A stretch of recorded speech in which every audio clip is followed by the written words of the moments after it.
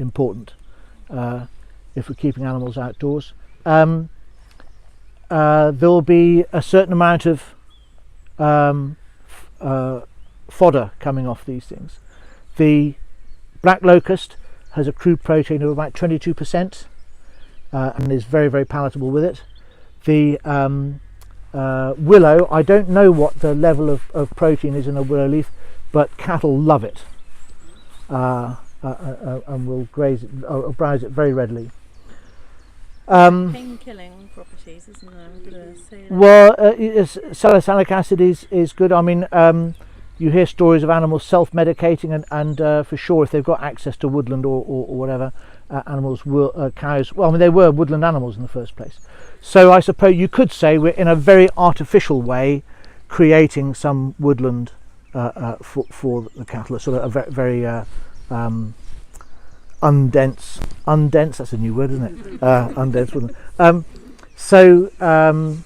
In ecological terms, we talk about edge effect, where you have one kind of habitat butted up against another kind of habitat, and where the edge is usually a bit more productive. And by doing this, we've created a lot more edge. We've also, since putting this electric fencing in,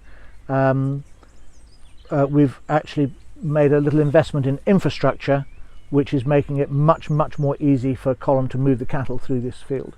And I can see, as we're beginning to learn more about how to do it better and faster and so on, and we may find that when we've done this for a year or two, we may find that the alleys need to get a little bit narrower or a little bit wider or stay the same.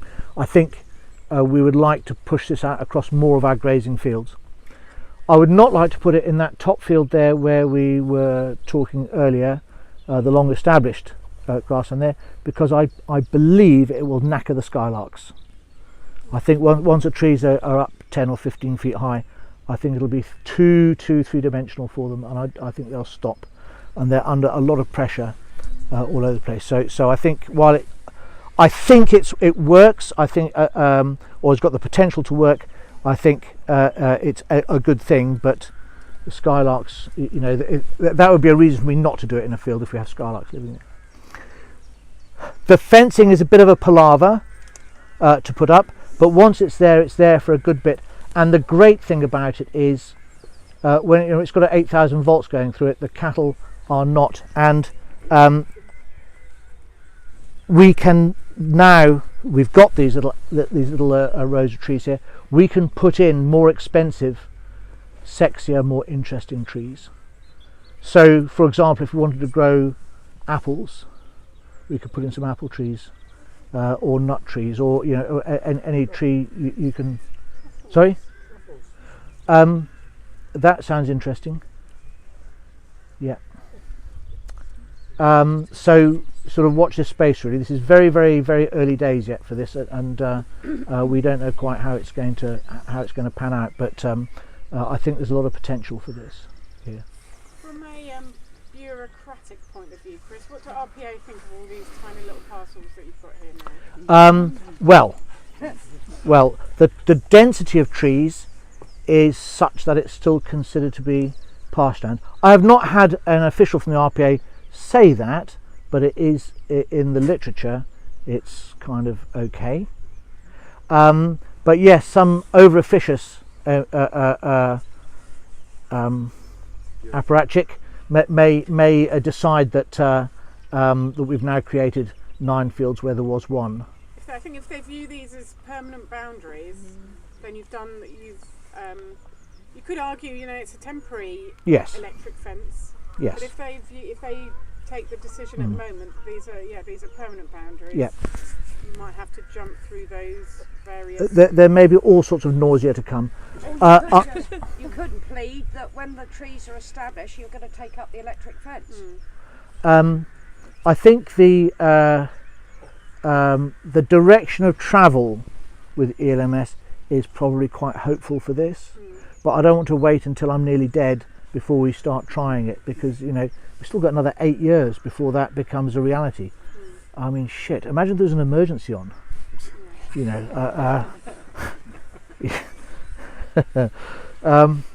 So that's the story. I don't know if anyone has got any particular observations about it?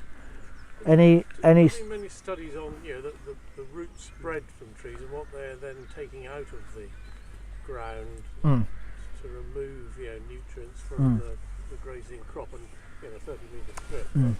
That could become quite significant. It could. I mean, the way I'm thinking about it is what we saw at Northwick. They did some agroforestry there, and it wasn't until canopy closure that they actually saw any significant reduction in grass productivity. And what I've seen at Bangor on their, they're 30, nearly 40 years old, some of the plots there, provided they don't get canopy closure, the productivity at ground level is pretty good. So it's more shade effect than root effect then? Yeah. I mean, I don't know the proper answer to that, but of course the roots are probably going a lot deeper than most of the, certainly grass roots anyway, and they're pulling stuff up from further down which isn't available to grass, and then through leaf litter, drop, and cattle grazing and shitting on the ground, you're getting some of that stuff back. So I didn't catch that. Competing with your chicory. Yeah.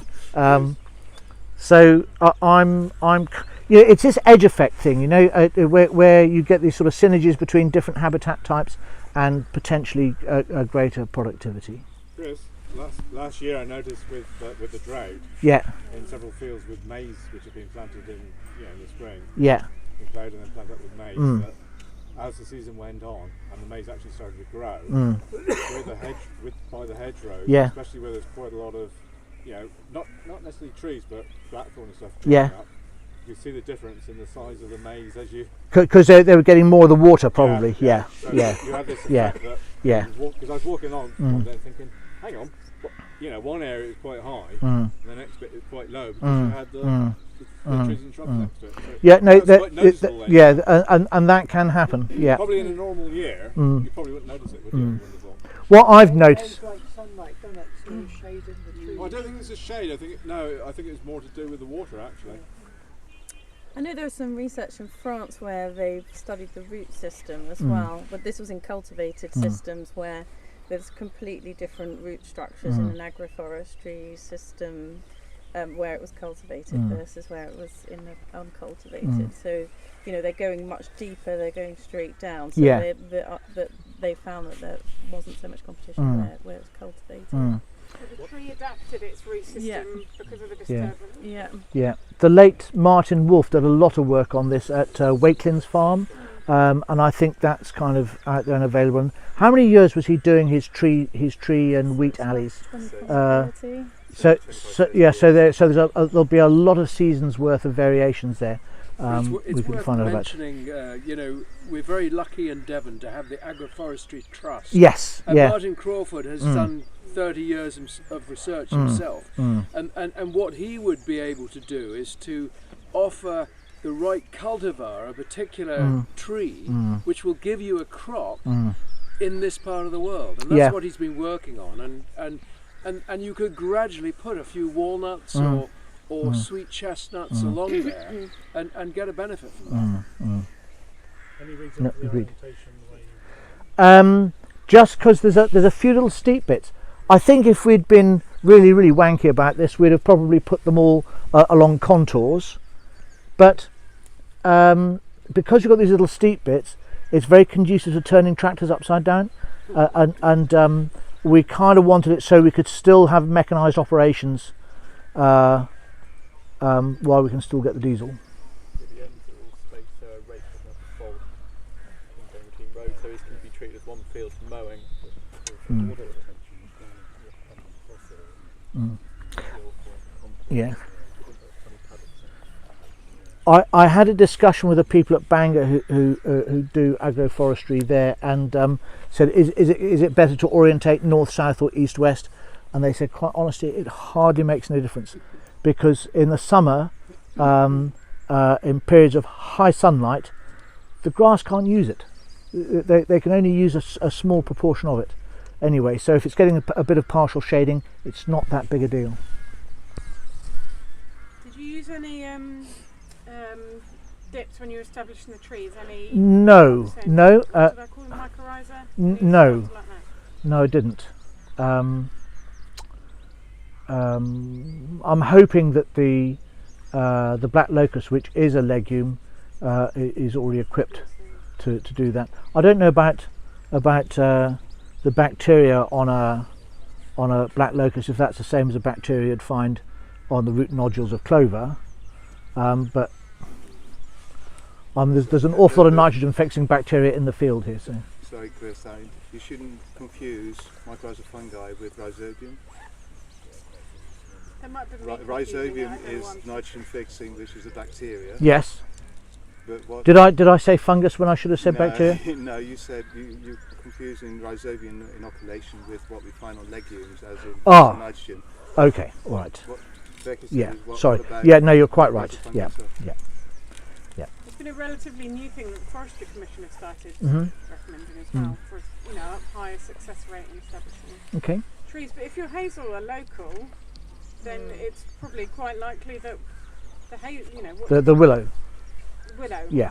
So what is in the soil here? Yeah. If it's if you're taking things from your own trees, then they'll have what they need in the soil. We hope. But Yeah. only Should time will tell. Yeah, yeah, yeah. Okay, shall we go and have a look at the